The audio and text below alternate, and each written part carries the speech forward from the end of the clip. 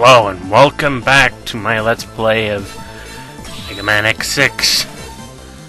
Or maybe I should say, once again, let's rant about Megaman X6. Because, you know what? This part of the Let's Play got me really irritated. And this is even the worst. I'm not even sure this was the worst of it. I did pretty good on this part. But, boy, oh boy, there was just one part that really got me.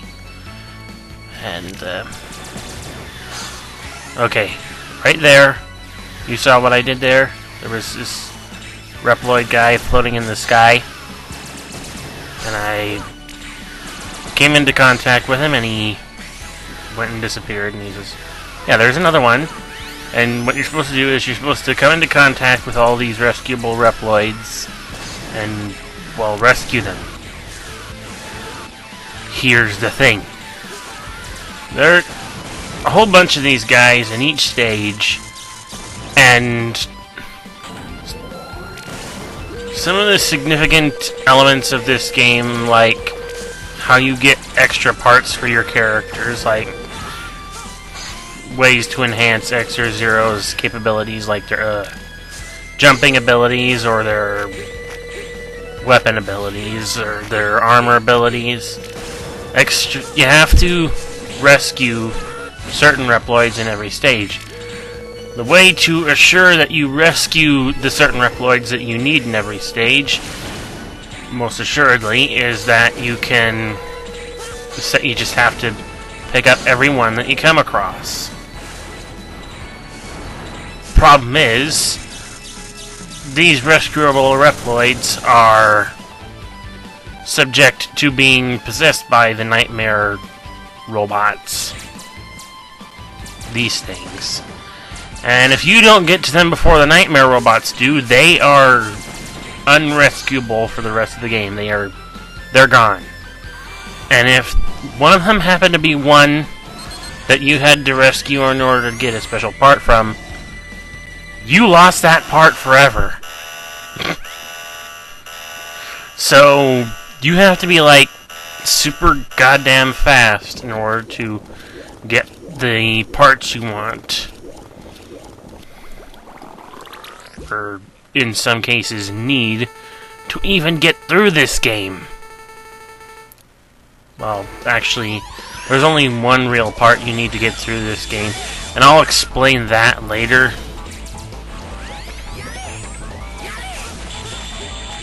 But in the meantime, here is Infinity Maginian. The most...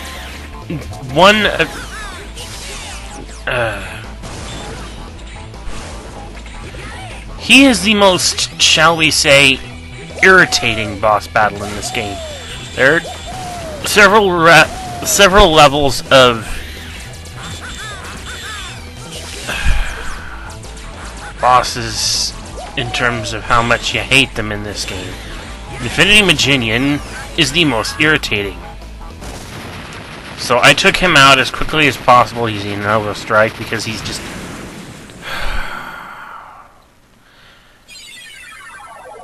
Plus, he has an ability that will come in handy later on.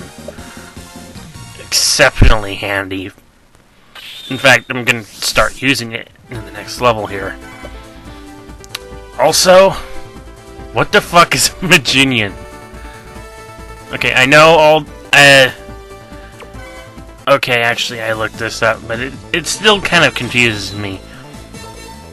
All the Mavericks are modeled after some type of creature of some sort. Like Ground Skirvich here, he's modeled after a dung beetle. Infinity Maginian is supposedly modeled after a water flea. Random? I don't know. But then the first game had something called Boomerang Kwanger. Apparently, Kwanger is some sort of Japanese beetle. So, there.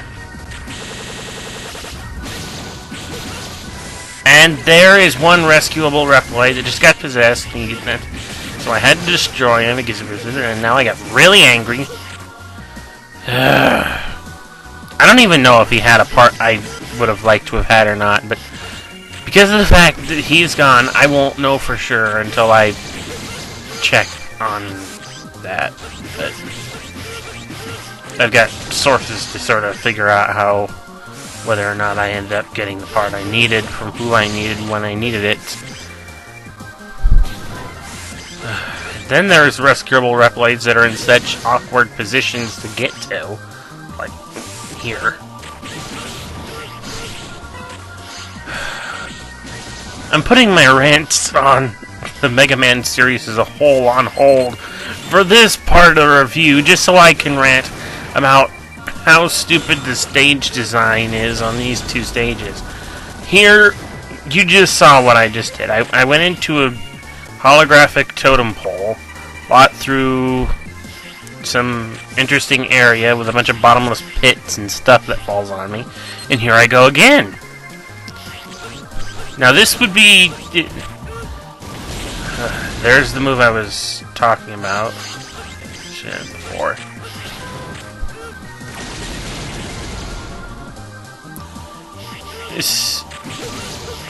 I'm lost for words here. But what I'm trying to say is, not only do you have to go into these little extra areas to progress past the holographic totem pole, and then destroy the totem pole once it becomes solid. Whenever you go into those areas, it's randomized which area you end up in. I'm not exactly sure how many different areas you can end up in, but there's so many, and when you end up in one, you can never predict which one it'll be. And some of these areas have like heart tanks, or even more rescuable Reploids, or a Dr. Light capsule that you could pick up. And it's random which one you'll end up in, so you don't know whether or not you'll be able to go into the level and successfully obtain the Dr. Light capsule, the rescuable Reploid you want, or the heart tanks or whatnot. Because it randomizes where you go. This is the area that has the secondary path that you can go through. That you saw back there, that giant crystal thing. There was another one in Infinity Virginian stage that was kind of out in the open. But I didn't touch that because I didn't want to go there yet.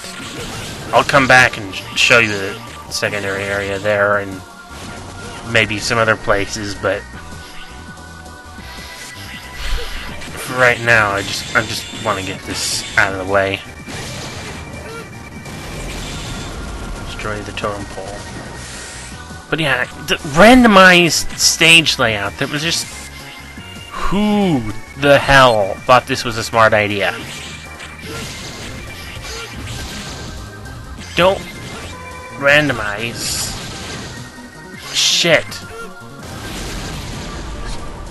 And talking of randomization, there's one more thing I could rant about, but it doesn't become a precedent in this part of the review. So we don't have to talk about it because it doesn't show up. But I'll get back to that. I will, and I'll tell you one thing. There's one other semi-random thing that has to be considered in this whole game. That being something called the nightmare system. I'll explain that later, like I said. But randomness is randomness, and it's no good. And oh god, this totem pole. This one is really difficult to deal with because you have to either be on one of these ropes or right in front of it, like one foot right in front of it. You have to be right on the...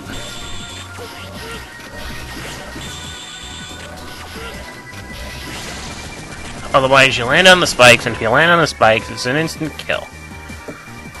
But thankfully, I got through it And I'm still alive! Jesus!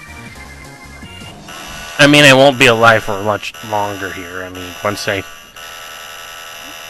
As you can see, there's a lot of slowdown and skipping going on right now. And for some reason, that makes me slip up during this boss fight. But Christ, I've never gotten through that level without losing a ton of lives in the process.